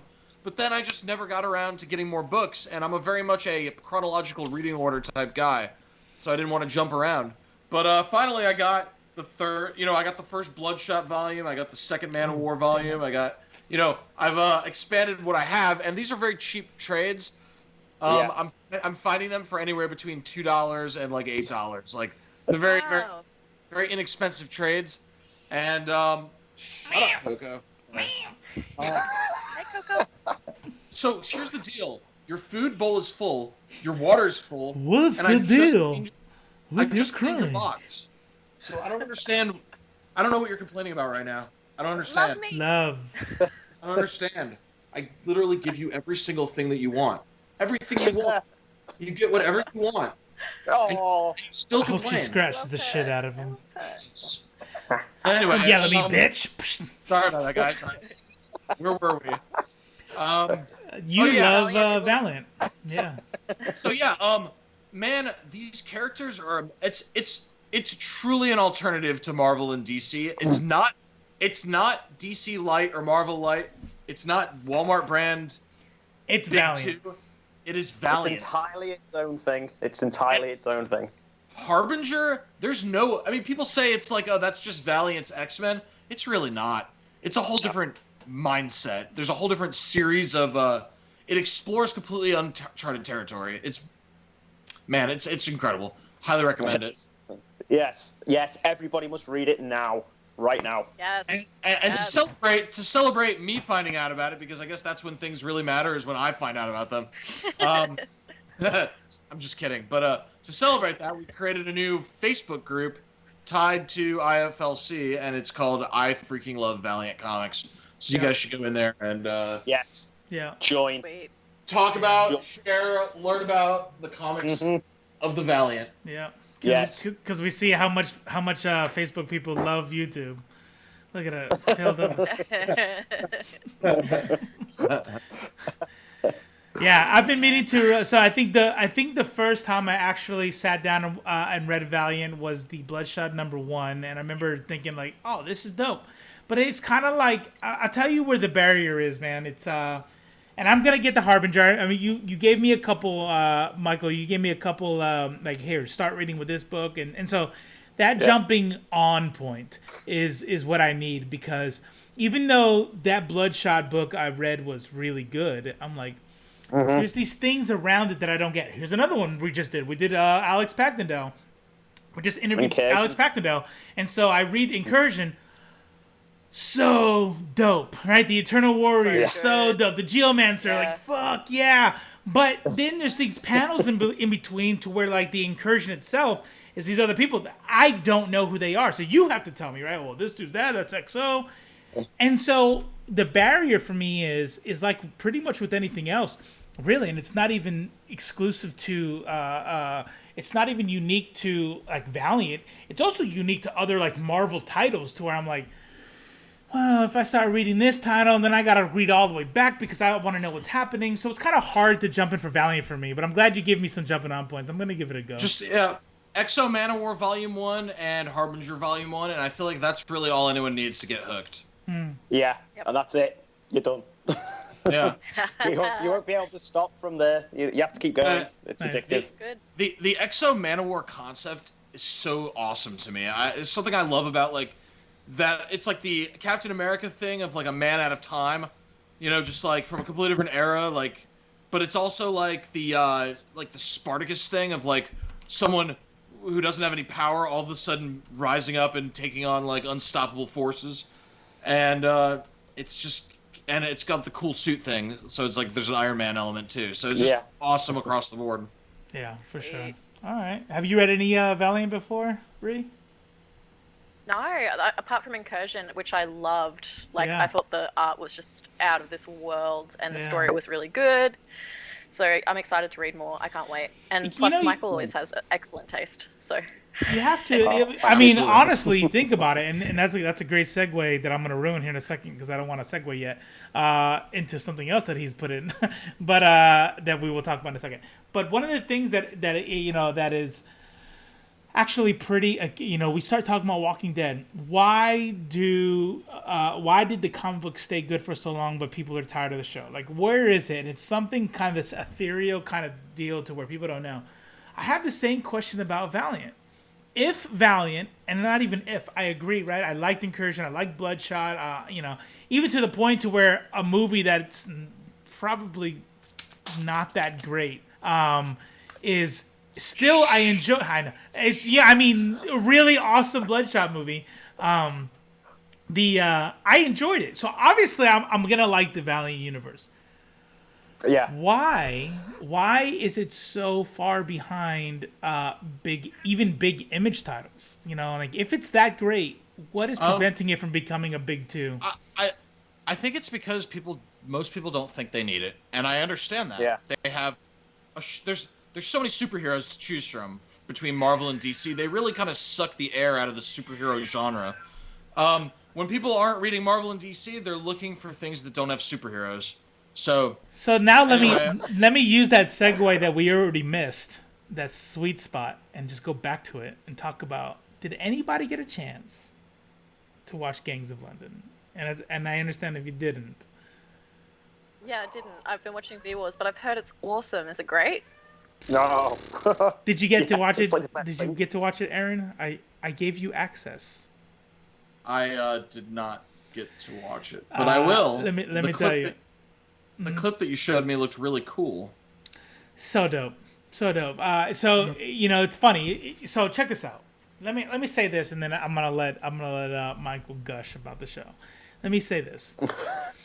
I feel sometimes that you have to kind of pick and choose great things about cinema based on the genre, right? So what I mean by that is, if I want a nice, like a serious story that's well written, like a Godfather kind of deal, I have to get that. But if I want like a Spartacus or 300 level kind of thing, I have to go to this other genre. And sometimes they don't mix, and sometimes when they try to mix, it's not really well done. Let me tell you, Gangs of London is like a serious, gritty cop mafia drama that doesn't come off as campy, doesn't come off like an action movie. It is a serious, gritty, well-written drama that also incorporates badass fucking gung fu blood, like the clip that I put inside the thing. And when they do that, it's seamless. I really hope I'm explaining it right. I hope you guys can understand what I'm talking about, where you have like what's the one movie where they curved bullets, Wanted? Like there's like these movies where it's like, okay, that's terrible. I love that movie. Where it's like fun and curving bullets, or Mr. and Mrs. Smith or 300. but you can't have both. You got to have Scorsese, or you can have 300. You can't have both. Gangs of London kind of does both, and it's fucking awesome. In the first 5 minutes, fucking awesome. Yeah. The entire show it doesn't stop. I mean, obviously there's important story beats, but that mixture as you talk about, that the way it just seamlessly flows from serious gritty drama into like it's like the action out the Raid movies, but with less martial arts. It's from the same guy who did the Raid movies. I love those movies. It's just so good. I mean, I keep asking Judah, what's the term for those one shots to do in films and TV lately? They're actually called one shots. Yeah, where they don't break it for like 10 minutes or whatever. No. So this is the thing they teach you like it's like in Film 101, but the two ways of displaying action on a screen are mise en scène, which is comes from a French filmmaking, but it's basically what happens in a scene is what it literally translates to. So when you see Daredevil fighting his way up the stairs and the camera never turns off, that's mise en scène. And then there's montage, which you guys are familiar with the word montage, but it's where guy goes to throw a punch, end of the shot. Next shot is a guy getting thrown back by the punch, end of the shot. Next shot is just his clothes rippling like up close to the camera. And even though they're not really showing you the thing that's happening, your brain's filling the spots, yeah. Right, they're implying the thing that's happening through a series of shots, and it's a very effective way of showing someone who doesn't know kung fu like they know kung fu, because we're making the leap that they know kung fu because of the camera work. Right. Yeah. So it's an effective filmmaking technique, but there's also something to be said about showing someone who knows kung fu beating the shit out of 5 people in front of our eyes in a big wide shot. You know what I mean? So most filmmakers combine those two techniques, mise en scène and montage, and it's how action is shown. Anyway, I feel like much longer than you guys wanted to do. This Gangs of London does a lot of those one-shot sequences, like that's my favorite. A fight sequence. That's my favorite thing. Like Birdman does it, Mr. Robot, Haunting of Hill House, God of War, 1917. Yeah. Like it's one of my favorite things that they do in cinema because it, to me, indicates that they have so much skill. Because you'd imagine the entire crew when they're getting to that 9th minute, if they're doing a 10-minute sequence, everyone's just sweating bullets because if you fuck it up, you've got to reset and start from the beginning all over again. It's like this. It's just an indication of how skilled that crew and cast is to get it tight and right in that 1 10-minute scene or whatever, however long the scene is. I can't wait to watch Gangs of London now. I'm so excited. There are sneaky little tricks they use to break it up that we just don't know. Cool. Like the camera goes behind someone's back and they're wearing a black jacket, and for a moment the whole screen's black. Boom! You just snuck in a cut that no one's ever going to notice. You know what I mean? Right. Yeah. They do stuff like that. Have you guys seen the movie Rope? My favorite scenes. Have you guys seen the movie Rope by Alfred Hitchcock? The Alfred Hitchcock movie Rope? No. Yeah. I think so. Yeah, that's all one, isn't it? That's a whole movie that's one shot. Mm-hmm. Yeah. And it's brilliant. Yes. Yeah. Yeah. I have a feeling that was edited to appear as one though as well. Like there are ones that are actual one shots and ones that are edited. There's a moment in Rope where the waiter walks by the camera, or someone walks by the camera really close. Definitely a cut, but still, even with those cuts, it's still really great. It's amazing, And Daredevil's the same. I remember watching the behind the scenes of that. So in season 3, he has that. Every single season has a 10-minute where he fights, and it's awesome. But season 3 has one where he's escaping from prison, and they were talking about how when he's walking down the hallway and the lights are flashing red on and off, that was supposed to be where they cut it if they fucked up, but they didn't, so they kept it going. But it was there if they needed to use it. So they do, definitely have like fade in and outs that they use. Oh man, if anyone hasn't watched the Daredevil series, you need to watch that shit. So good. It is good. It's incredibly good. Yeah, Austin Harefield, he loves it. Like he was texting me about it, and he was like, "Hey, you guys need to do a show on." Has he talked to you about it, Harefield? Yes, he's expressed his love for it. He is a big fan of the Daredevil show. So maybe we should do something like that, especially if they end up coming back. Yeah. We should review it because, I'm sure Michael knows this as well, but a lot of season 3 is really drawn from, is it Frank Miller or Mark Miller? I can't remember who wrote Born Again. Frank Miller wrote Born Again. Yeah, and it's just like almost like beat for beat when he finds out who his mum is and like all that stuff. It's just fucking when his awesome. his life gets ruined by the Kingpin, basically. Yeah, Yes. it's Yeah. so sick. It's like a real I like the remake. version of Bullseye as well in that final season. Yeah, me too. Really Yeah. cool. I love the fight scenes between them. It's actually funny. It's at really times. good. Like really entertaining. Yeah. On the good side, like Netflix Marvel, you got on one end you got Punisher, Daredevil, Luke Cage, like what I would say are what it is. So Jessica Jones disappointed me because it was my favorite for quite a few episodes, and then I feel like it just completely tanked. And I don't know why. I don't know what happened. I can't really describe it. It's like it lost steam for me. You know Doesn't what's mean it's funny not is good. that when you talk to people about the people who miss Netflix, that their two favorite series that everyone always says invariably, and people like other series, but the one that you're gonna see that bar graph go way up is gonna be Daredevil and Jessica Jones. Like those are the two that people fucking love, and I hope I hope the Disney Channel brings them back. Me too, because I understood the flavor. Like, especially in the Defenders, you got that contrast of, like, Luke Cage is sepia and a little bit cheesy, and Jessica Jones is, like, detective noir and gritty and high contrast, and Daredevil's, like, Catholicism, guilt, blah, blah, blah, like, really red, vibrant tones. Like, every single show knew exactly what it was supposed to be, and in terms of tone and coloring and music and everything, and it just felt so much like reading the comics because they had a different flavor to each one. And when you mash them all into Defenders, that was like like heaven to me, except for Iron Fist, who everyone hates.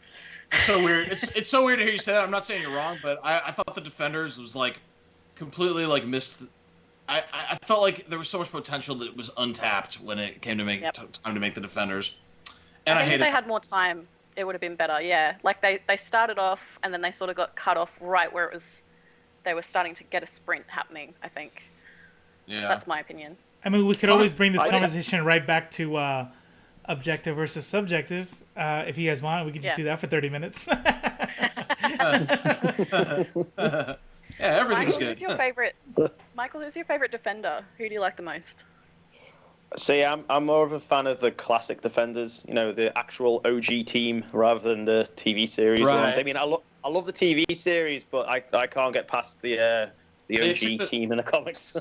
So the TV series, the Defenders on the TV series are actually Marvel Knights. That's what they're called in the comics. They're Marvel Knights. The Defenders is a completely different team. What Michael's talking about, and it's the Silver Surfer, Doctor Strange, the Hulk. You know, it's a whole different team. So they decided to go with the name. They decided to just kind of like swipe the name Defenders and use that instead of Marvel Knights because which makes sense because here's the deal. Here's what you got to remember. Moon Knight is not a new idea, and I bet you money, speculation, that if they knew Moon Knight was coming out, like, well, we can't name these guys the Marvel Knights because we got a Moon Knight coming, so we'll just use Defenders. You know, so who knows? Interesting. I never thought of that. Maybe. You're probably right. Maybe. Yeah. No, for sure. It is all about branding, recognition, right? Yeah. Yeah. I can totally see that as a decision in the boardroom. Yeah. Yeah. All right, guys. Is this a good part to wrap it up? Oh, is it? We nearly finished, are we? No, you got something else you want to talk about? Oh no, I was just saying. I actually enjoyed the second season of Iron Fist. I know everyone hated it, but for some reason, I really enjoyed the second season. Is that where she takes over? Yeah, and I like that too. What was the villain? Steel Cobra, is he called? Yeah. Yeah, I liked him as well. The fight sequences are a lot better in the second season as well. Yep. Yeah, I can see that. The second season was definitely better. I think that what I didn't like about the whole Netflix deal and why I wasn't super invested in any of it really is as much as I like some of them, I'm a big continuity guy, right? So if I'm gonna watch one, it's gonna be all one world. I'm like, all right, I want to watch these, and what's his name? Iron Fist was actually my least favorite, like cheesiest kind of thing. I think I don't think it was the writing. I think I just didn't like the actor. I thought I didn't like the show, and so if I'm gonna watch the Defenders, that's where I kind of fell off. And to be honest with you, I didn't even give Defenders a try. Not because I thought it was going to be bad, but because there was these tentacles, there was these roads to the Defender that I didn't want to take. So I'm not gonna watch Iron Fist because I didn't enjoy it, but I did enjoy a Daredevil. Right, so I'm like, I want to finish Daredevil, but then I didn't even finish that because I'm like, I'm not gonna get to the culmination point, so I just stopped watching it. And then when I find out something's canceled, that's when I really drop off because I'm like, now I'm wasting my time. I'm about to firefly myself, and you know. So my biggest hangups about the Defenders could be pretty much combined. It could be boiled down to three things. First one is costumes.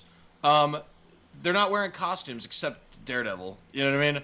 So it doesn't look like a bunch of superheroes. It looks like a bunch of people in normal clothes beating the shit out of bad guys, which is fine. It just doesn't. It's not what I want. The second thing, it's one of the reasons why watching the Avengers kick ass is so cool is because everyone's in their own costume. You know what I mean? Sure. The other, it's a comic book, right? The second thing is diversity of powers. You watch the Avengers and you got Thor with the fucking lightning. You got Captain America throwing his shield. You got Iron Man blasting people with his shit. You watch the Defenders and everyone's power is beating the shit out of people. I'm strong and can punch good.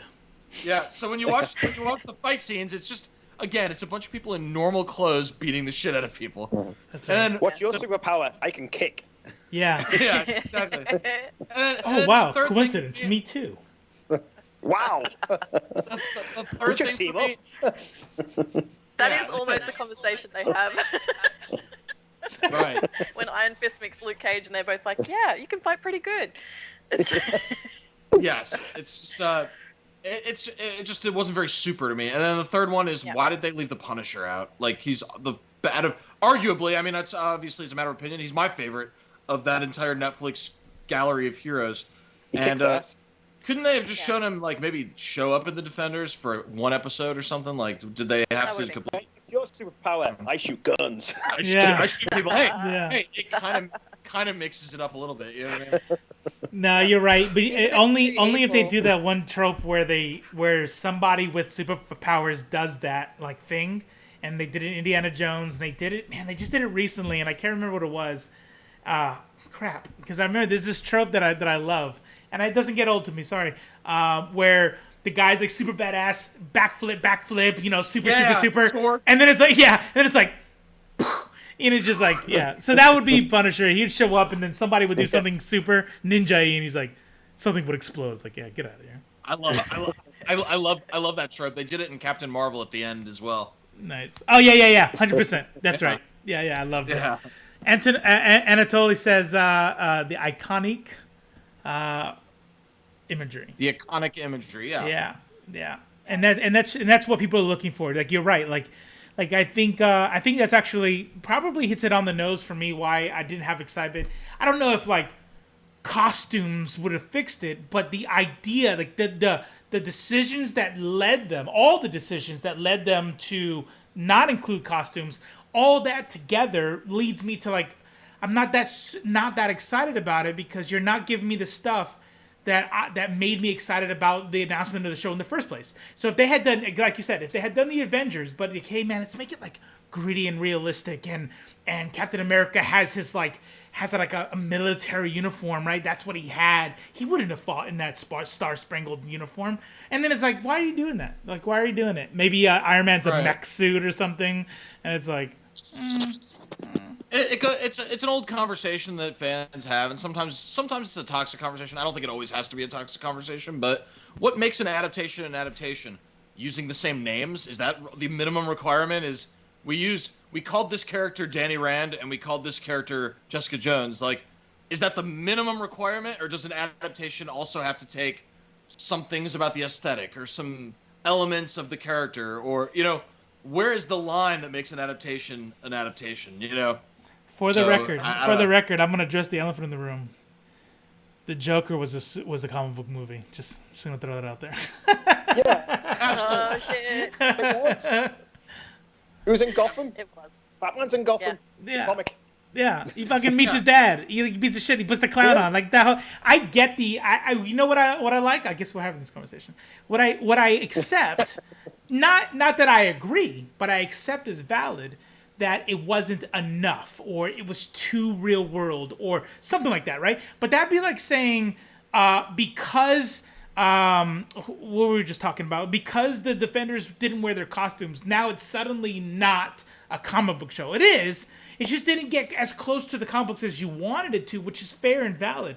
But the people are like, oh, all there was his makeup and that was it. I'm like, that was the fucking Joker. Yeah, you know, they could tell a whole different. It's definitely a comic book movie. I agree. It doesn't bother me if it's a story I haven't seen before. In fact, that's awesome if it's a story I haven't seen before. It doesn't bother me. Those things don't bother me. I like it when the character feels like the same character, and that's a combination of how they act, how they look, and how they dress. You know what I mean? And that's to me, and their origin. So like, those are the factors that matter to me. The story, the situation you place them in, make it different. Make it, show us something new. You know what I mean? And but even then, given, I was Go gonna say, ahead. even that criteria, just bringing it back to Joker for a second.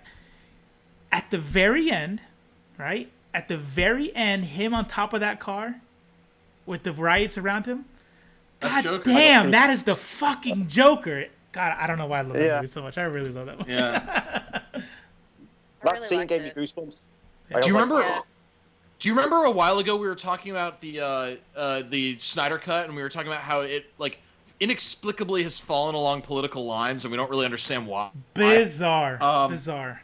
Well, the same thing happened with the Joker. It's whoever discovers something first and likes it sets the tone of how the opposite ideology feels about it. So, you know what I mean? Like the Joker, I feel like maybe, I don't know. I feel like I know what you're gonna say. Yeah. between right wingers and left wingers, I don't know who did it first. One of them condemned it, or one of them liked it. Yeah. And that completely set the whole conversation. But Yeah. it doesn't really have to be that way. There's nothing inherently political. I agree with you, and I read some of the opinion pieces on it, and you know me, man. Like, you know me, and I'm like, I don't think it happened as hard or as inexplicably. I think that's the key word right there. Inexplicably. That's the key. I love the Joker, but you're right. On the Twitterverse and on a lot of opinion pieces out there that get posted on blogs and pretending to be journalism, there is this thing that if you like the Joker, that means You're a right-winger. that, yeah, you're a right winger. You sympathize with incels because this is how I see them. Right. That standpoint, right? I do not agree with it. Let me put that out there. I do not agree with that. I love the Joker, but it's not inexplicable to me. Like, it's something to where I read it and I go and I watch the movie and I think back on it and I go, okay, I think that you're ignoring some literary devices here. I do not believe that the writing was you were supposed to sympathize with him. I think if you did, at some point you're supposed to pause in that sympathy and go, oh my God, I sympathize with him, and then do some self-reflection on the story, right? I mean, we can get deep. So when I say inexplicable, it's a figure. You mean it as a figure of speech. I don't think. No. anything No. is I'm not inexplicable, disagreeing with yeah. you. I'm not Right, redefining right. anything. I'm talking about me. Like, when I say inexplicable, I mean me. When I look at the Justice League and how the whole Zack Snyder deal, if you liked it, and obviously this is not, Michael Malone is not a right winger, but loves it. But somehow loves the Snyder release. But somehow on the Twitterverse. But here's my point. I'm not saying they I'm not redefining anything or correcting you. I'm talking about, for me personally, the political lines drawn between the people on the right wanting the Snyderverse to happen and people on the left, that is bizarre to me. Like, what? I'm trying to look back. I'm like, why do Proud Boys and incels and the fucking right-wing people that are complaining about SJWs, why is that the crowd that wants the Snyderverse? Why did, in the opening scene for Harley Quinn 2 episodes ago, that when they were making fun of the alt-right dudes and the dude bros bitching about Harley Quinn, why does it release the Snyder Cut? I don't fucking know. I think so. I really think this is the reason. I think that when the Snyder Cut subject first came up, it was completely apolitical. I think that what happened was someone on the left wing side wrote something critical about it, and that immediately made the entire right love the idea. And or someone on the right, someone well known on the right, was pro the idea, and that caused the entire SJW verse or the entire left to be critical of it. And I think that's how most of those things work. You know what I mean? I think it's whoever has a take, whoever has the first take sets the tone and draws the lines, you know? And I feel like it's, with... it's definitely a possibility. It just I don't know, it seems so reductive. Like, people can't be that robotic. With the Joker, someone wrote a blog about how they watched the movie looking for... They were probably watching the movie thinking, I got to write an article about this movie. What's my perspective going to be? Oh, okay, I can sort of see this incel thing. And they wrote an article critical of the movie, which is fine. But because they wrote that article, the entire right wing was like, well, fuck you, we love this movie. You know what I mean? And that's how it happened. That's how What it are you happened. going to say, Ree? Tell me, Michael, if you disagree with me or not, but I think every single comic book is inherently political in some way, shape, or form. Like X-Men explores the idea of whether you should have mutants register, and like obviously that you could harken that back to like Nazi era. There's there's all kinds of shit. Now I'm coming up blank with examples, but Civil War in Marvel, for example, like what the fuck is happening in America? I mean, we're reading V Wars right now, right? I mean, that's really on the nose with their political. Comics are always going to be political. Like that, you just cannot avoid it. It's what influences writers and artists, and it's what they want to talk about and discuss. And of course they do, because it's their life and it's what they know, and it's what we want to read about and dissect as readers. Yeah. So it's always going to be that way, I think, and that's part of what I love about it. Yeah. I mean, that's what I love about them as well. But I mean, that's where all the ideas come from, is real life, politics and world situations. I mean, if you can't see that in comics, I think you're not entirely. You're missing a lot. You're missing something. But I have no idea what political means. I mean, I know what does it really mean? Is related to party politics, related to schools of thought regarding governance. Is questioning what is time? Is that a political question to ask, or what is our place in the universe? Political is relating to public affairs of a country. That's the definition. So if that's the case, then I don't think everything is inherently political. I mean, I think that if someone wrote a story like what's that movie with Tom Cruise where he keeps going back in time to change, or like movies like The Butterfly Effect, I think some people just want to talk about time or space or and those are robust subjects, and there's a lot to talk about. There's a lot of philosophical content there that doesn't necessarily relate to public affairs. So what is your critique though? Like, what are you saying? So when people I'm not sure public affairs is really. I mean that's your definition of what is political. I don't know.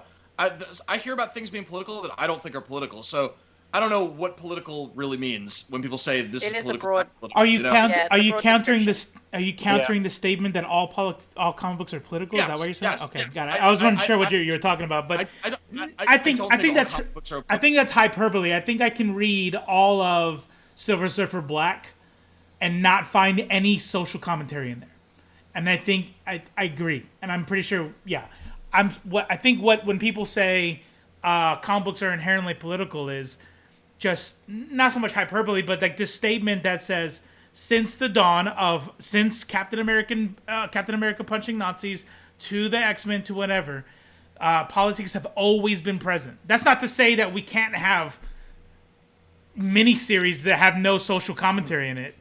Clearly we do. But comics have a long, robust history of being political. I think that to me that's the accurate descriptor of the best way to describe it.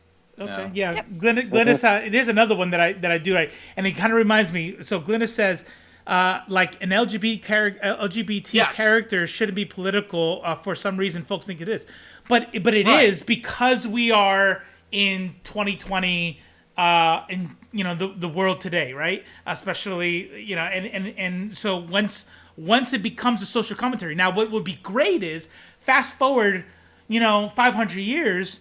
And the idea that someone might be gay or whatever is as normal as somebody who is straight, right? And then at that point, it moves away from social commentary. Like, it's not social commentary to talk about a character who loves rice with his chicken. It's not social commentary. But actually, to go on that same line, one day it might be, because I was talking about this with my son when we were talking about what is normal and objective morality versus subjective morality, right? 500 years from now, imagine how fucking possibly how bizarre it could be that we ate animals, right? 500 years from now, like we look back and then we're reading these books like, oh my god, like see that animal outside that's eating in the grass? We used to kill it and consume it, and then people are like, oh my god, for real? Like you're lying, right? And we're learning about this stuff, right? And becomes this craziness to where now when I read a book and then it's this person who's fighting the ways and eats meat, now it's become social commentary. By the way, we're not far off from that if you talk to vegans and then we talk about that kind of, there is that. So we're now even, right. But it exists, yeah. It absolutely exists. Anyways, That's fascinating. That's a really good, Ooh. really good analogy. I like that. There are things that are not considered political by most people that I consider political, like Michael Crichton. You read like a Michael Crichton book, like Next, and it's about gene editing and how one day people are gonna be able to modify whatever genes they want, and like it sounds like it's a hard sci. Yeah, like now, yeah. It sounds like a hard sci-fi concept that doesn't have to do with politics, but that's because in the public consciousness, politics really only applies to what people are fighting about on Twitter. But outside, nobody's really fighting about gene editing yet. No, they are. They absolutely are. No, they absolutely are. It started with the whole cloning the sheep thing, and there is a pretty big, and it's not popular right now because. I mean, the virus is popular, the protests are popular, and hating Trump is popular. But there is, I definitely remember a very heavy, political, tribal conversation with regard to designer babies. And is it okay and is it not okay? So it's even that is political depending on who you're talking to. Yeah, for sure. I mean, yeah. Anything can be politicized, for sure. Or tribalized is probably a better word for that, right? Tribalized, yes. And tribalized, I think, is really the enemy of the discourse. You know what I mean? Yeah. I mean, it depends. In a lot of ways. It depends. I want to say, and we don't have to go down a rabbit hole with it, but we always do, so it's okay. By the way, I don't agree with the idea. This is a very common thought process of tribalism is bad. You don't, and there's a lot of YouTubers that I respect that do a lot of philosophical video essays and stuff, and there's just one of the main themes in it is tribalism is bad. And maybe I'm missing the point on what tribalism is, but I don't think that tribalism is inherently bad. I think that when I look and I'm in some Eastern European country that is directly affected by the Nazi regime, and we watch this, and then there's people who are for it, there's people who are like mind your business, and there's people who are against it, and I'm like, no. Plant your fucking flag, make a fucking claim, stop trying to be a Mandarin, and join this tribe. And I don't think it should happen for everything, but go ahead. So I think, and I could be wrong. I think tribalism. So what you're talking about is loyalty to an idea, which is where you plant your flag. The idea that Nazism is bad. I think tribalism refers more to loyalty to a community, regardless of their values or their ideals or anything like that. So. I think that's kind of where the distinction is. You plant your flag. Like the inability to see that Batman vs Superman is a objectively bad movie. Right. Yes. because you planted your flag on DC is good, not on good movies are good. Care to opine? Yeah. Everything okay, Michael? I feel like you have something to say.